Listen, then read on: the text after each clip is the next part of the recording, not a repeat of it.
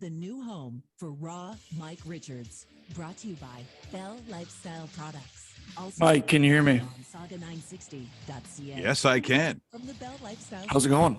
Here's Mike. we are live, as you heard right there, with Niko, Giantsopoulos. Although I can't see him yet. I can't. Have you committed a crime? Is there a reason why I can't see your face? Are you? Oh no, there he is. There he is, right there. And I will say, Tikanis, my friend, Tikanis. Thank you. Efaristo. Well, see, and you have to be careful because sometimes they'll say, there's a Greek guy. And then some Macedonian guy is going to go, hey. And then you get in this whole thing. And so I just want to say it's great to have, and a Markham boy, is this right? You a Markham kid? Yeah, I mean, Markham, I guess technically my parents' home lands in Unionville, but Markham's just more well-known, so I've gone with that. Unionville, so where was high school for you? What high school did you go to? St. Augustine. Oh, okay. See, I'm from Stouffville. That did not exist. That did not exist when I was there. The Unionville High School was the new, trendy, little hipster kids with the mushroom haircuts. Boy, did they get on my nerves. Oh, did they get on my nerves? And I go, okay, Unionville. Oh, I get it. A little fancier than the Stouffville people. Because at one point, we were exactly the same. And then all of a sudden, boom, way nicer. Like overnight, just became, and we were talking beforehand, because we've been talking a lot about, when you talk about world sports and its popularity, there was a time not that long ago, like really not that long ago, where if you were a kid that played basketball or you were a kid that played soccer, you didn't have a lot of choice. And it's for people to say, well, just go over to Europe, just go play for, I don't know, go play for Arsenal. Okay, I'll put on some cleats and I'll go play for one of the world's biggest teams, on the planet, and just walk on and I make the roster. The places and the choices are difficult, which is why you'd play in New South Wales, or you go to Tasmania, or you go to Israel, or you go to, I mean, there are a lot of places that you can go to find a place to play because it is the world's most popular sport. As much as people in here think it's hockey, it isn't. And so you, my friend, have gone not only to different schools along your travels, but you did go that far. You went to the other side of this planet and played professional soccer. Yeah, I couldn't have gone really any further that I could find. Tasmania is on the far bottom east of the country, so I figured why not go further, and then I'll slowly make my way back to Canada. Which is a long, just so you know, and by the way, there is a Tasmania. I know people think, oh, isn't that the cartoon? No, it's not the cartoon. It actually is a place. What was it like to play there? Because you're still young, but you were really young when you went and did that. Yeah, to be honest, it was wicked. I got the call and said, hey, there's a team. First, they told me there's a team in Australia that wanted to sign me. And I was like, oh, wicked. I'm picturing myself laying on the beach, surfing, doing all that. And then the guy right at the end of the conversation was like, this team's in Tasmania. And then obviously I was a bit thrown off with that. Did a quick Google search. There's some nice things in Tasmania. But yeah, honestly, it was wicked. I was coming out of college. I wanted an opportunity in the professional game. And the place that presented itself was Tasmania. So didn't think twice, really. Told my parents, like, hey, I'm going to Tasmania. I had to leave, I think, within like 5 days of getting the call. Oh, wow. Moving there. So it was really quick. Didn't really have much time to get stressed or really what it is, but there was no stress in the decision. Went there. And then I got there on a Wednesday. My first game was on a Friday. So jumping to the deep end, baptism of fire. That's how I like to kind of do things. And yeah, it kind of set my career off from there. But best decision I've made in my career. And that's what I always say.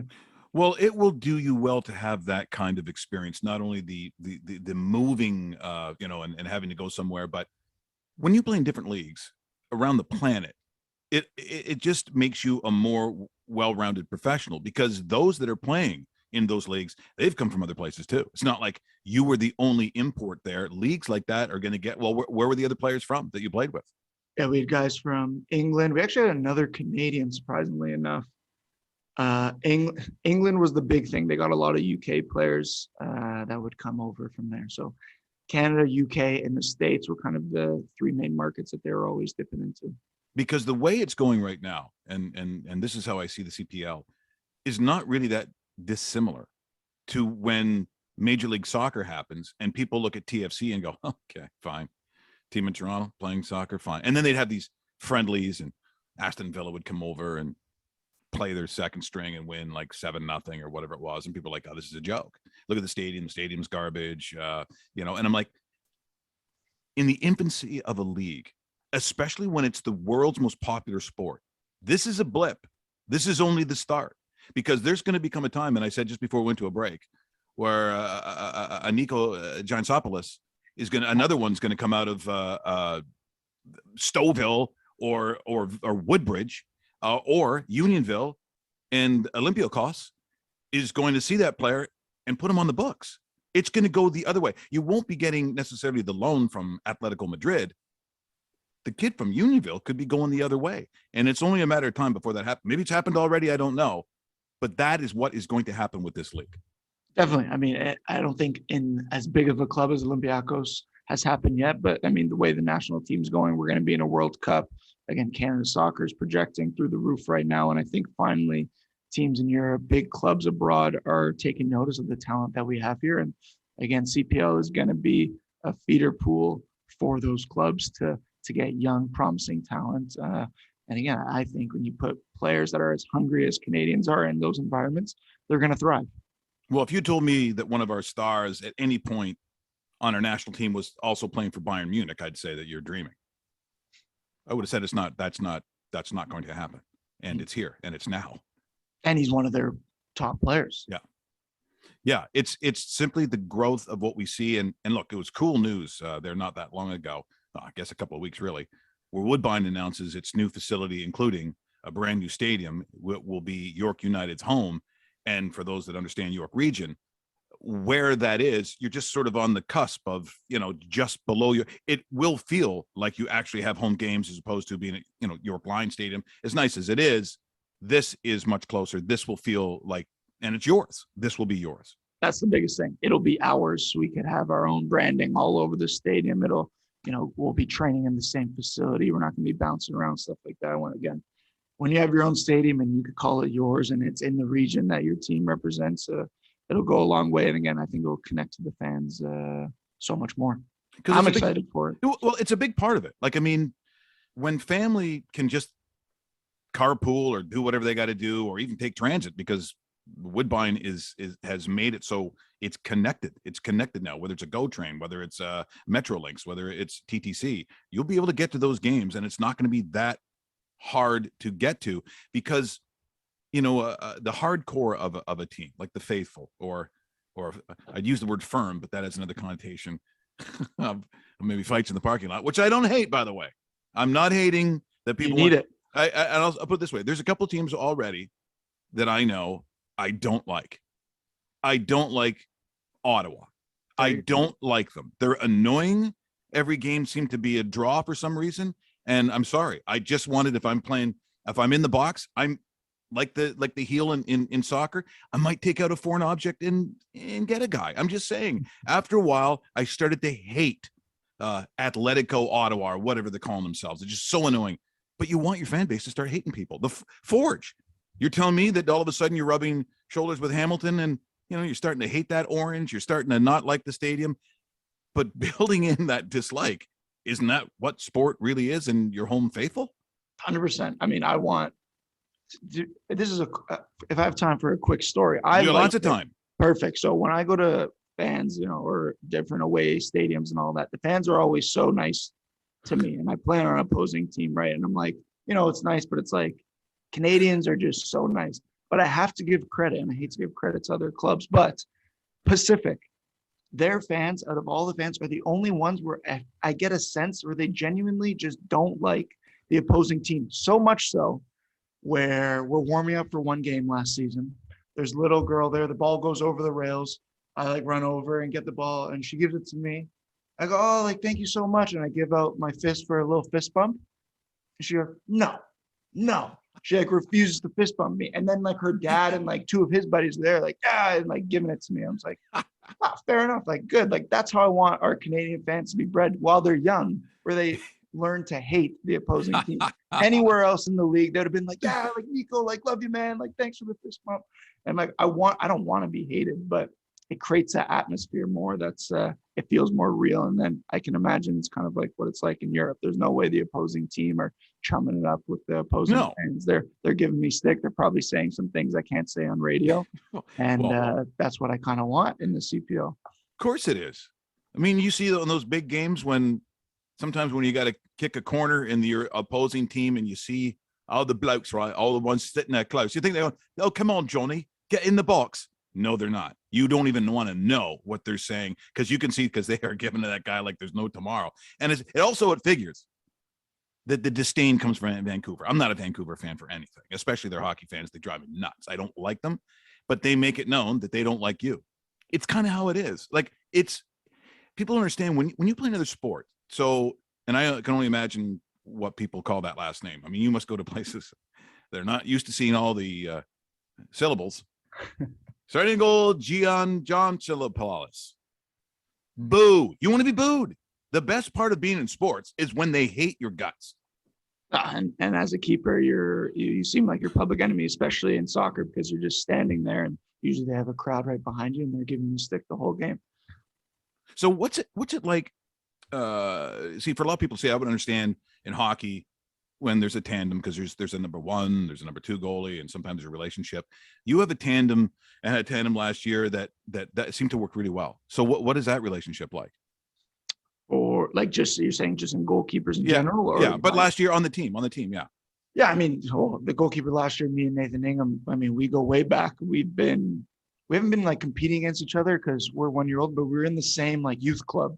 So we've been like battling against each other and like I feel like competing against the best keepers in the club for a long time. And then we end up playing on the same professional team and again, battling it out there. Again, it's a mutual respect that you have to have for one another. We're the only ones that kind of understand the pressures and the situations that a goalkeeper is put in. But at the same time, you want to beat the other guy out. So when we're in practice, it would be funny. We had a weird relationship. We wouldn't really talk much or joke around much during training. It was very much serious battling, every single day. But then off the field, we go back. It's kind of like we snap out of it and we go back to being friends because that kind of competition can't really go out into your outside life. Right. You kind of have to have a switch to go on and off, or it could be an unhealthy relationship. And then vice versa. When a game happens, you need to support that guy. So whoever's playing, you need to support him. And then, when the other guy's playing, it's vice versa because we are a unit, we are a team. But again, when practice is on and we're competing because you want to be playing on that Saturday, it's not really chummy, friends. It's very much serious. And we're trying to prove to the coach, the goalkeeper coach, and the team who the best person to play on the Saturday is. So it's a fine balance, but again, I thought we did a really good job last year at balancing that. Well, so do I, because, being as a hockey goalie, I never considered that I wasn't going to be the starter and that I wasn't playing. So I would not be pleased if they said, oh, you don't have to play tonight. Why? You don't want to win? It was just sort of it's that edge that you have as an athlete and a competitor where you're not, let the other guy have a turn. No, that's not normal. That's not normal. You're going to compete each and every time. But as you said, to have that personal relationship, that balance, that's not easy to do. Now, the one thing I noticed, and this is watching games all over, including a semi-professional game because my background's Irish. So I was over in Dublin, and you want to talk about language. There was no clean words in 2.5 hours from neither the players or the fans. But I'm starting to understand the one thing that wasn't the same in hockey goalkeeping. I believe to be a goalkeeper in football, one of the major prerequisites is being mad at your own team after every shot. Why is that? I don't care if it's the Olympics, the World Cup, the first thing a guy makes a save, the first thing you see that goalkeeper with the gloves pointing at the guy and just giving it to him. What is that all about? Why are you mad all the time? Yeah, I mean, a lot of goalkeepers do that. I would say I'm not so much the case, but if I'm speaking for the other keepers who do that, it's more, I mean, normally stadiums are loud, busy, and we don't have much time to go, hey, excuse me, sir, like, can you just be a bit tighter on that guy? Like, I don't want to face a shot. It's quick, it's loud. We got to be direct, right to the point. So sometimes screaming, it's like there's adrenaline in your body and stuff like that. Personally, again, and if I do it during the season, I would love for you to call me out and say, hey, you told me you weren't going to do it. But no, I like it. No, yeah, I hope you do more of it. Yeah. And I think it also goes for the fans as well. It's like, oh yeah, look at that. It's not the keeper's fault. It's like defender's fault. And he's trying to like fix the mistake. It's all like a psychological thing. But again, I think hype up the team, scream and yell. If it works, it works. But I like to be more even keel, calm, not get too high, not get too low. But I'm sure there's a couple times I may snap. I'm probably more likely to snap on the ref than I am well, my own teammates. That's part of it. Now, before I let you go, you got to come on more often, by the way. Niko, you got to come on. I love this. So if you were to get a call from Greece, it's controversial talking to Greek guys. Which team are we talking about? Because it usually goes one of two ways. Rarely the third choice. It's normally the one or the two. Who you going to? You're saying in the club, Yes. club level? Yeah. Well, I'm going to be the third choice. Oh. I'm going with PAOK. They're from the north. Oh, I know that. Oh, I see. That's the first time this has ever happened in 30 years on this show. Yeah, well, there you go. I'm an original. If I had time, I'd run in my closet and I'd grab the jersey, but I would go with PAOK. They're from the north. My family's from the north. And hey, I've always been a little bit different. I've taken an unconventional path, so why not if the club from Greece? But if any other clubs in that top tier also want to sign me, I will never say no. Niko, thank you so much. This was a lot of fun. We gotta do it again. Love having you guys on. And this is only going to get, it's getting bigger and bigger. I look forward to the fans getting out, eventual new stadium, but in the meantime, get down to York Line Stadium. It's fantastic. And I will say, yes, we'll feristopoli. There you go. Thanks, Mike. Appreciate it. That is Niko Giantsopoulos joining us here this morning. What a great time that was. And as I said, you're going to find that these are great guys. It's a league that's new. The sport ain't, and the fact that it's in our own backyard, the level that they play at, it's exceptional, and it's great entertainment, and you can actually afford to go to the games. Hello, Maple Leaf Sports and Entertainment, affordable